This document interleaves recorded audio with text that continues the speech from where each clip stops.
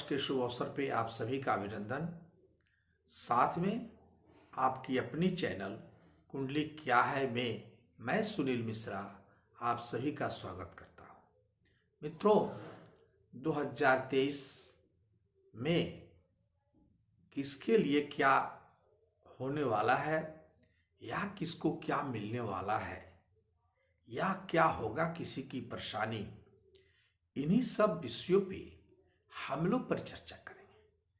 जहां तक संभव है, नया वर्ष 2023 में आपका कैसा होगा बिजनेस, शिक्षा के क्षेत्र में क्या मिलेगी आपकी उपलब्धियां, क्या प्रमोशन आपकी इच्छा अनुसार हो सकता है, क्या आप स्वस्थ रहेंगे, आमदनी की स्थिति कैसी रहेगी, संतान कैसा होगा, परिवार कैसे रहेंगे, इन सभी विषयों पर चर्चा हम लोग करेंगे। और जो 2023 का सीरीज चल रहा है, इसमें हम लोग चलते हुए आज काल पुरुष की छठी राशि यानी कन्या राशि के बारे में हम लोग जानेंगे। तो विषय पर आने से पहले कि कन्या राशि वालों के साथ के लिए 2023 कैसा रहेगा, हम लोग इस विषय पर आवें इसके पहले मैं आप सभी से एक नम्र निवेदन करूंगा कि क्या आप अगर अभी तक मेरे इस चैनल को सब्सक्राइब नहीं किए हैं तो कृपया सब्सक्राइब कर दें, तथा इस वीडियो को अंत तक देखने के बाद यदि आपको वीडियो पसंद आती है तो इसे लाइक भी करें। नया वर्ष 2023 में कन्या राशि, मैं पहले ही बता चुका हूं कि जिन लोगों को अपनी राशि जानकारी नहीं है, जिनके पास कुंडली है, तो वो तो जानते हैं कि चंद्रमा जहां बैठते हैं वो उनकी राशि होती है। लेकिन जिनके पास कुंडली नहीं है वो अपने नाम के पहले अक्षर से अपनी राशि को जान सकते हैं।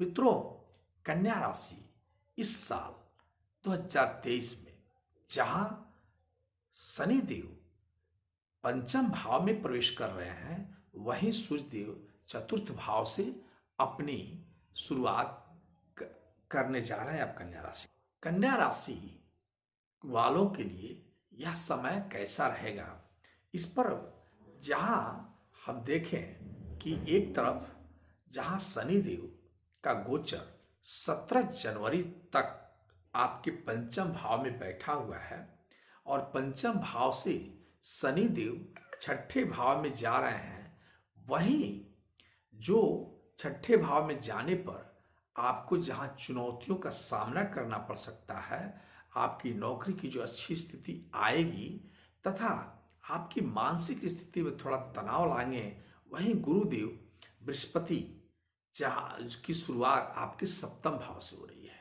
सप्तम भाव में बृहस्पति देव आपके 22 अप्रैल यानी 21 अप्रैल तक बृहस्पति देव आपके सप्तम भाव में बैठे हुए हैं, तथा यह बृहस्पति देव सप्तम भाव से 22 अप्रैल को आपके अष्टम भाव में चले जाएंगे, जहां उनकी मिलन एक तरह से कही जाए तो राहु देव से होगी। यानी वहां जाकर के ये बृहस्पति देव राहु के साथ युति बनाएंगे अष्टम भाव में 22 अप्रैल के बाद, और इसे हम लोग एक दुर्योग के रूप में भी मान सकते हैं।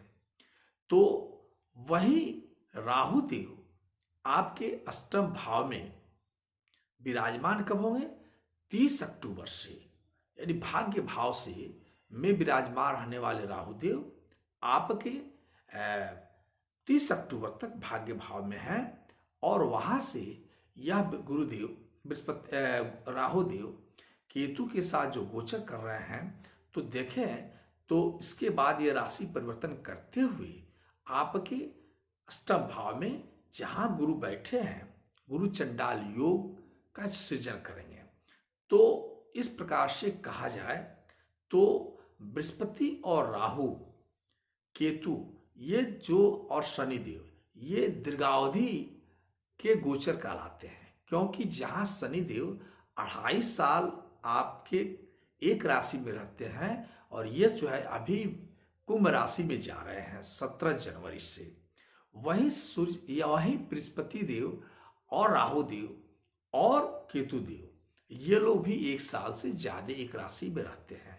वहीं जो है क्षणिक रहने वाले, जैसे 2.5 दिन के लिए चंद्रमा रहते हैं, वहीं अन्य जो है सूर्य देव, मंगल देव, ये 1 महीना के लिए विराजमान होते हैं। तो ये सब स्थितियां बनती हुई दिखती प्रतीत होती है। तो सूर्य, मंगल, बुध, शुक्र के साथ ये सब शीघ्र ही राशि परिवर्तन करने वाले हैं। इसलिए इनसे ज्यादा अगर कोई महत्व है तो वो शनि देव, सूर्य देव और राहु केतु के की स्थितियां होती हैं। तो मित्रों, हम लोग सबसे पहले ये जाने कि आपका 2023 में कन्या राशि वालों के लिए प्रेम का स्थिति क्या होगी। जल्दी जल्दी जान लेते हैं, तब फिर हम लोग आएंगे आगे चल करके प्रति महीना आपकी स्थिति क्या रहेगी।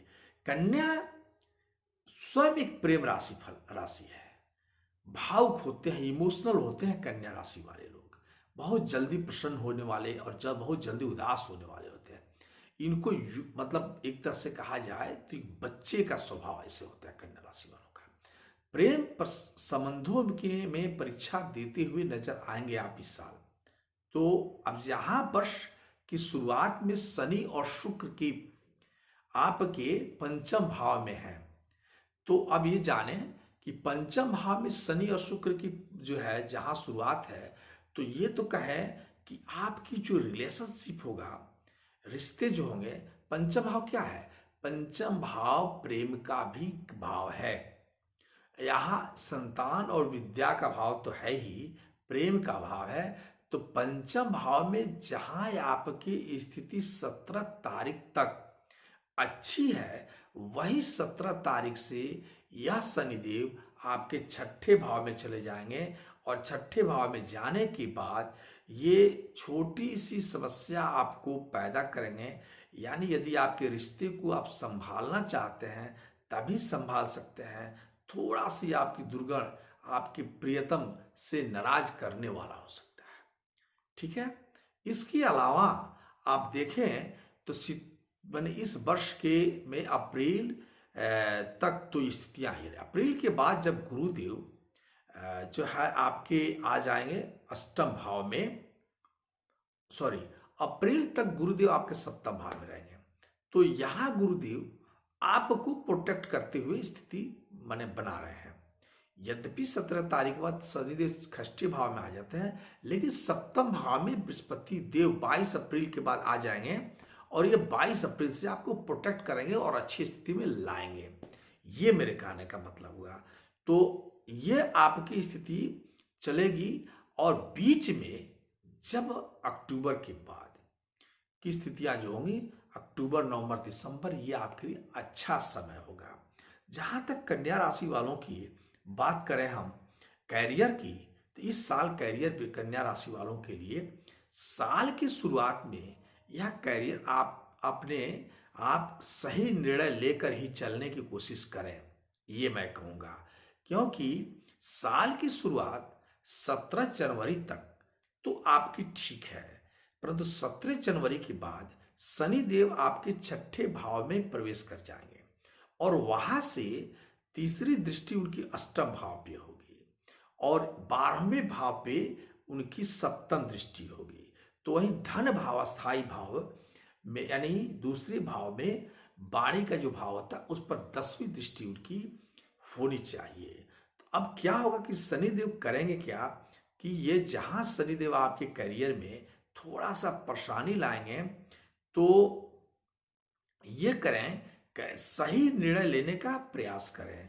साथ में जनवरी महीना में अपनी नौकरी का आपका स्थानांतरण यानी परिवर्तन जो भी बनता हुआ दिखता है, क्योंकि शुक्रदेव भी शनिदेव के साथ रहेंगे।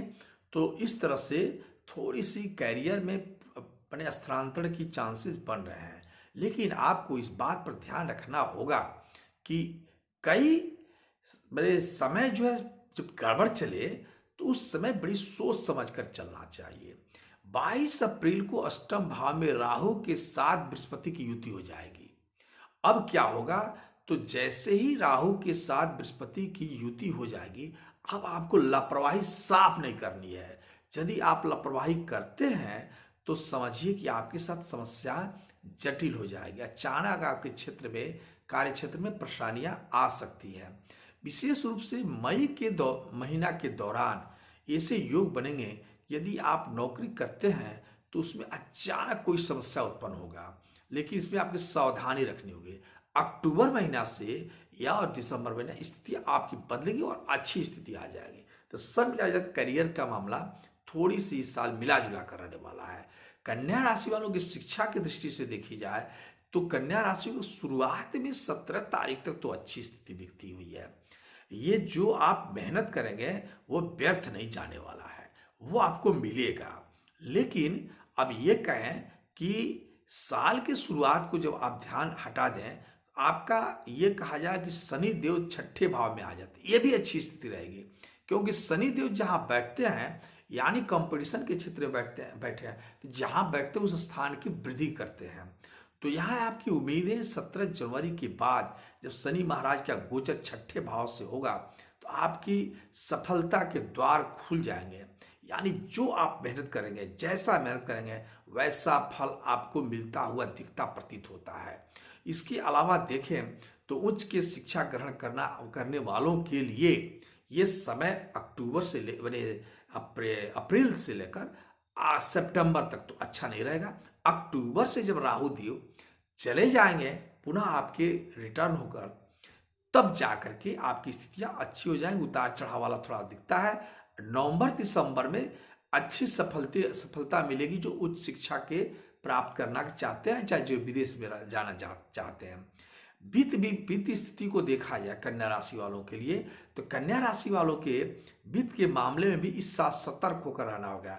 ज्यादा फिजूल खर्चा करने का प्रयास न करें, क्योंकि अप्रैल के अंत तक की स्थितियां तो आपकी सही रहेगी। इस दौरान आपको विशेष वित्तीय मामले का समायोजन करना होगा। लेकिन अप्रैल में देवगुरु बृहस्पति और राहु एक साथ अष्टम भाव में बैठ जाते हैं। दोनों की दृष्टि आपके दूसरे घर अस्थायी संपत्ति पर जा पड़ती है। इसलिए आप शेयर बाजार, सट्टा बाजारी, लॉटरी आदि में अप्रैल के बाद सितंबर तक आप प्रयास मत करें, ठीक है। इसके बाद अक्टूबर से आपकी स्थिति अच्छी हो जाएगी, तो अक्टूबर, नवंबर, दिसंबर में आप कोई रिस्क ले सकते हैं। जहां तक सवाल है परिवार की बात करें तो कन्या राशि के जातकों के लिए यह वर्ष पारिवारिक जीवन को लेकर उतार चढ़ाव वाला होगा, क्योंकि बृहस्पति महाराज मीन राशि में जब तक हैं परिवार के सुख शांति बनी रहेगी। लेकिन जैसे ही बृहस्पति महाराज 22 अप्रैल के बाद आपके अष्टम भाव में आ जाएंगे तो अब क्या होगा, समस्या का शुरुआत हो जाएगी। साथ में देखें तो बुजुर्ग लोग जो आपके परिवार में, उनकी स्वास्थ्य में गिरावट आएगी 22 अप्रैल के बाद, तो उनके स्वास्थ्य के बारे में भी सचेत रहें। शनि देव की छठे भाव में आकर के आ जाने से आपके कुछ ज्यादा अनुकूल स्थिति दिखती नहीं प्रतीत होती है।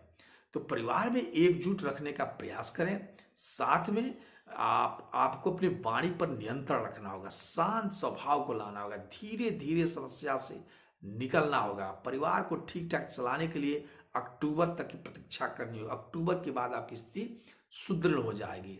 जहां तक संतान की बात करें, संतान वालों के बच्चों की के लिए वर्ष की शुरुआत बढ़िया रहने वाला है, क्योंकि शुक्र आपके पंचम भाव में शनिदेव के साथ स्थापित है। तो शुरुआत में ही जिनकी संतान की बात या संतान के उत्तम फल मिलने की दिखते हुए प्रतीत हुए। यदि वह आपकी बच्चा जॉब करता है तो उसको जॉब में प्रमोशन मिलने की चांसेस बनती हुई दिखती होती है। संतान वृद्धि का वर्ष यह साल जरूर होगा, लेकिन जब बृहस्पति और राहु एक साथ होंगे यानी मई और जून के महीना में संतान को लेकर थोड़ा सा परेशानी हो सकती है, यानी उसके स्वास्थ्य में थोड़ी सी परेशानी आ सकती है। तो अपने संतान को मेहनती बने, आपके संतान मेहनती तो बनेंगे, स्वास्थ्य में थोड़ी सी परेशानियां दिखती हुई प्रतीत होती है। जहां तक कन्या राशि के विवाह की बात किया जाए तो यह वर्ष वैवाहिक जीवन के लिए थोड़ा परेशान महसूस कराने वाला होता है, क्योंकि साल की शुरुआत 17 जनवरी तक तो शादी की बात विवाह होती नहीं है। 17 जनवरी तक तो आपकी स्थिति अच्छी है। 17 जनवरी के बाद जो है, अब जो राहु देव 22 अप्रैल के बीच स्थितियां ठीक रखेंगे। सॉरी, बृहस्पति देव 22 अप्रैल के बाद ये अष्टम भाव में आ जाते हैं और ये अक्टूबर तक राहु के साथ रहेंगे। तो अप्रैल के बाद अक्टूबर तक की आपकी शादी संबंध के बारे में थोड़ी सी परेशानियां रहेंगी। बने कहने का मतलब कि विवाह के सुंदर योग बनाएंगे यदि सप्तम भाव में जब बृहस्पति देव है तब तक, यानी 22 अप्रैल तक।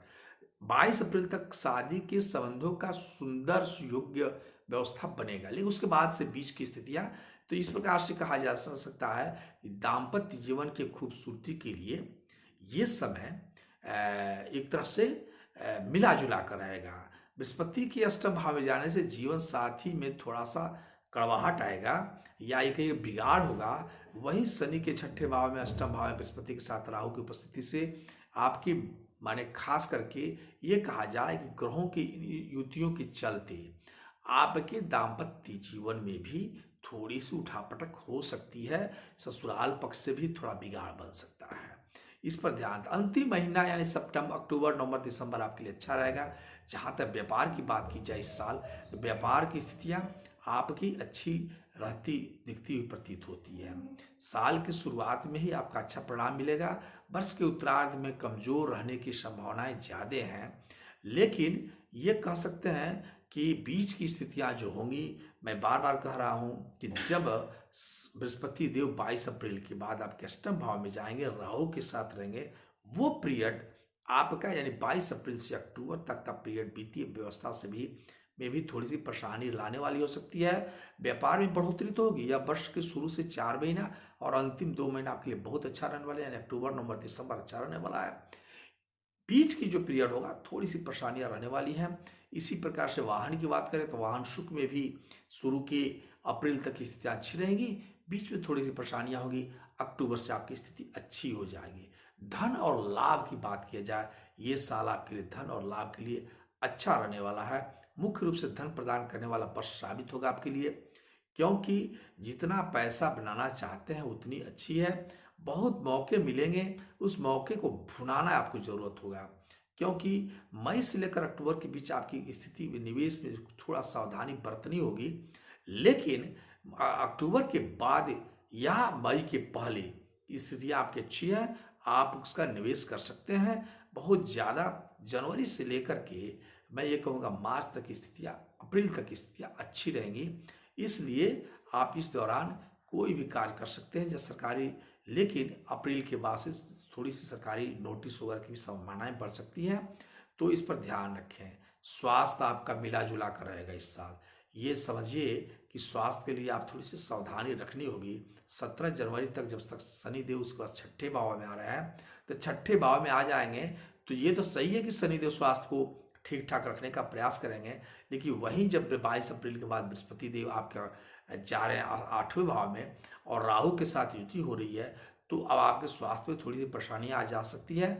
और साथ में ये कहा जाए कि सूर्य का गोचर वृषभ राशि में होगा तो स्वास्थ्य रहेगा। इसके साथ ये कहा जाए कि दिनचर्या थोड़ा सा आपका बना रहेगा, तभी आप इस वर्ष आप अच्छे रहेंगे। तो इस प्रकार से अब महीना दर महीना की बात हम लोग कर सकते हैं। जनवरी फरवरी महीना में जल्दी से हम लोग बात करें तो जनवरी फरवरी महीना में जैसा मैंने कहा, वर्ष की शुरुआत में सूर्य और आपके पंचम भाव में है, शनि आपके छठे भाव में है, मंगल भाग्य स्थान में विराजमान है, साहस में वृद्धि करेंगे। माह के मध्य में शनि छठे भाव में और सूर्य पंचम इसमें गोचर करने से सरकारी लाभ मिलने की संभावना है। प्रतियोगिता परीक्षा की तैयारी में सफलता मिल सकती है। गुरु का लग्न पर दृष्टि से आपका समाज में मान सम्मान बढ़ेगा। नौकरी में जो मौके आप ढूंढ रहे हैं वो शनि की कृपा से आपको निश्चित मिलेगी। अष्टम भाव में राहु का गोचर स्वास्थ्य के लिए थोड़ा अनुकूल नहीं रहेगा। इस समय आप मौसमी बीमारियों से थोड़ा बचें। साथ में फरवरी माह में पंचम में बुध का गोचर, सप्तम में उच्च के शुक्र का और गुरु के साथ गुरु का गोचर सुखदायी होगा। ये समय आपका संतान पक्ष के लिए अच्छी खबर लाने वाला हो सकता है। वही आपकी पत्नी के साथ काफ़ी अच्छा संबंध रहेगा। इसके साथ ये कहा जाए कि सूर्य का छठे भाव में शनि के साथ गोचर करने से आप मशीन या कबाड़ से काम करते हैं, रेस्टोरेंट से जुड़े हुए हैं, आपके लिए ज़्यादा लाभप्रद होगा। धार्मिक यात्रा किराए मिल सकता है। मार्च अप्रैल की बात की जाए तो मार्च अप्रैल में पराक्रमेश मंगल का गोचर दसम भाव में होगा। यह बेहतरीन आपका रहने वाला है। साथ में छठे भाव में बैठे शनि के साथ मंगल की दृष्टि संबंध शत्रु नाशक होने वाली है, यानी शत्रु जो भी आपके हैं इस समय आपके लिए नतमस्तक हो जाएंगे। साथ में बुध की नीच भंग राजयोग भी बना रहे हैं। इसलिए जहां इस समय मीडिया डिजिटल संबंधित या मार्केटिंग संबंधित काम आप करते हैं उसमें ज़्यादा लाभ होगा। पैतृक संपत्ति में आ रही जो पहले से विवाद है वह दूर हो जाएगी। तो इस यदि कोर्ट में कोई मुकदमा चल रहा है, निर्णय आपके पक्ष में आने की दिखता हुआ प्रतीत होता है। अष्टम के राहु के साथ शुक्र की युति किसी महिला की ओर से आपको थोड़ा कष्ट प्रदान हो सकता है, या ये कहें कि आप यदि किसी से गुप्त संबंध बनाए हुए हैं तो उससे दूर रहें। अप्रैल माह में जहां हम देखते हैं तो अप्रैल माह में जहां सूर्य का गोचर आपके 8वें भाव में होता है, आपके धन के स्थान को प्रभावित करेगा। इस समय मेष राशि में सूर्य, राहु और बुध तीनों एक साथ हैं। दुर्घटना की संभावनाएं हो सकती हैं। तो अप्रैल माह में आप जरूर सावधान रहें। इस समय आप ये कहें कि यात्राओं में थोड़ी सी सावधानी बरतें आकाश में, लेकिन यह है कि आकस्मिक धन का भी हानि हो सकती है। तो किसी प्रकार की कोई सट्टा या किसी प्रकार का कोई रिस्क लेने की जरूरत नहीं है। हालांकि भाग्य में स्वराशि शुक्र कार्य में गति को अटकने नहीं देंगे। आपकी पत्नी इस समय आपकी सहायक सिद्ध होगी, और गुरु जो है 22 अप्रैल से मीन राशि में से मेष राशि में संचरण करेंगे, और 8वें भाव में गुरु चंडाल दोष का निर्माण हो रहा है, जिससे आपको कष्ट ही उठाना होगा। तो इस प्रकार से अप्रैल माह आपके लिए बहुत अच्छा नहीं होगा। इसके अलावा देखें तो मई और जून के महीना को हम लोग देख लें। मई का माह आपको बेहद परेशान करने वाला होगा। इस समय जीवन में उतार चढ़ाव का हो सकता है। आपको अपनी नौकरी यदि आप करते हैं तो उसमें भी दिक्कतें आने की संभावनाएं बन सकती है। इस मई में कई मानसिक चिंताएं भी हो सकती है। इसलिए मैं कह रहा हूँ कि आप कलम कापी ले लें, और जो मैं डेट रहता हूँ उसके अनुसार आप एक सावधानी बरतें। अगर आप विदेश के कारोबार में जुड़े हुए हैं उसमें भी सावधानी बरतनी होगी। माह के अंत में भाग्य में सूर्य और दसम भाव में शुक्र का प्रवेश होना आपके लिए अच्छा रहेगा। पिता और गुरु की कृपा आपके लिए अच्छा लाभप्रद हो सकता है, इसलिए उनकी कृपा लें, माता पिता और गुरु का। जून का माह अपेक्षाकृत तो कुछ अच्छा होगा, और इस माह में भाग्य के भाव के सूर्य और दसम भाव में बुध आने से छात्रों की राहत मिलेगा। शुक्र का गोचर लाभ स्थान में होगा, इसलिए जातक की स्त्री जो है उनके लिए बहुत अच्छा होने वाला है। इस समय सिनेमा जगत से जुड़े हुए जो लोग हैं उनके लिए भी अच्छा होगा। सूर्य के गोचर का समय आपका सरकारी पक्ष को लाभ दिलाने वाला होता है। इस समय युवा जातकों को प्रेम प्रस्ताव का स्वीकार कर लेना चाहिए या किया जा सकता है।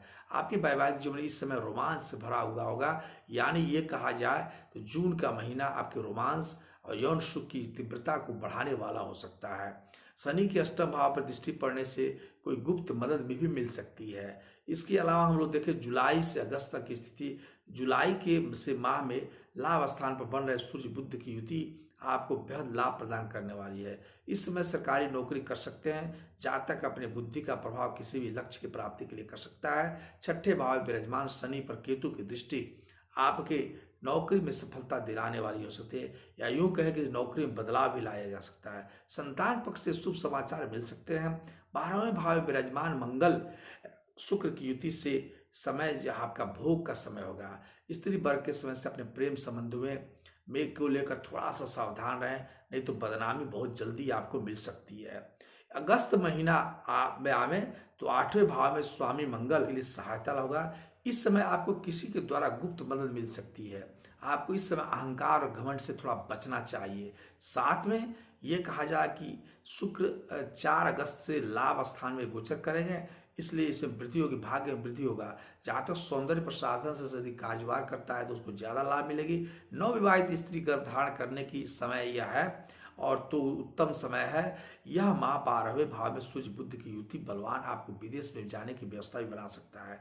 इस प्रकार से सितंबर और अक्टूबर की बात की जाए तो सितंबर महीना आपके बहुत आत्मविश्वास को बढ़ाने वाला होगा।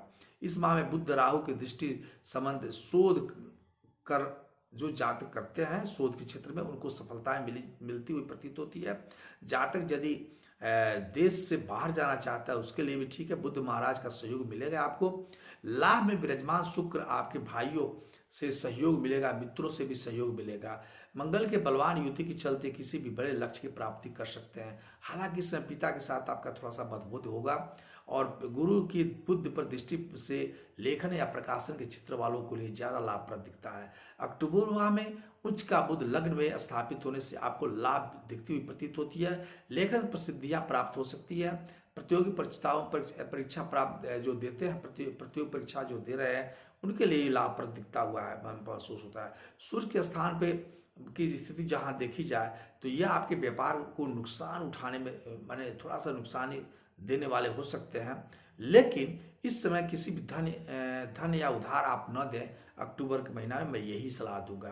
किसी कोर्ट केस में आपके यदि कोई कार्य है फंसा हुआ है तो इस समय आप थोड़ी सी उसको छोड़ दें नवंबर महीना के लिए। भाग्य शुक्र के 12वें भाव में जाने से खर्चा भी बढ़ेगा। इस समय किसी महिला मित्र के का आपका तोहफा दे सकती हैं, जरूर है। अक्टूबर माह के अंत तक राहु आपके 8वें भाव में से निकलकर सप्तम भाव यानी पत्नी और साझेदारी के भाव में विराजमान होंगे। वहीं केतु धन के भाव में से निकलकर आपके लग्न में विराजमान होंगे। इस समय आपके वैवाहिक जीवन में थोड़ा सा तनाव होगा, खटास होगा, इसलिए आपको सोच समझकर इस समय स्थितियां चलनी होगी। प्रेम संबंधी धोखा भी मिल सकता है, इस पर भी अलर्ट रहना होगा। नवंबर दिसंबर महीना के आपके लिए बेहतरीन होगा। शुक्र केतु की युति की दृष्टि बनी हुई है। नीच का शुक्र किसी स्त्री से आपके ऊपर हावी हो सकती है, इसलिए यहाँ थोड़ा सा आपको सोच समझ कर चलना होगा। साथ में मधुमेह रोगियों के लिए भी अच्छा समय नहीं होगा, परेशानी कर सकती है। दिसंबर माह में आपको अपने व्यापार से भी अच्छा लाभ मिलेगा। इस समय मूल त्रिकोण के शुक्र गोचर में धन का वाणी से लाभ दिला सकते हैं। साथ में कहा जाए तो यह मंगल का गोचर आपकी यात्रा का लाभदायक हो सकता है। साथ में ये भी कहा जाए तो इस या 10वां महीना जो है अति 12वां महीना में शुक्र भी आपकी अच्छी स्थिति में बैठे हुए हैं। तो 12वां महीना यानी दिसंबर महीना आपके साल का अंत अच्छा हुआ दिखता प्रतीत होता है। तो मित्रों ये रहा कन्या राशि वालों के लिए या एक विश्लेषण। फिर से हम लोग आ रहे हैं अगली बार वृश्चिक राशि जो तुला राशि वालों के लिए कल का हमारा एक वीडियो निकलेगा। तब तक के लिए हम अपनी वाणी को विश्राम देते हैं और जो मुझे त्रुटि हुई उसे माफ करने की आप करें। और मैं जाते जाते एक बार आप लोगों से पुनः आग्रह करूंगा कि कृपया आप मेरे इस चैनल को सब्सक्राइब कर दें। नमस्कार।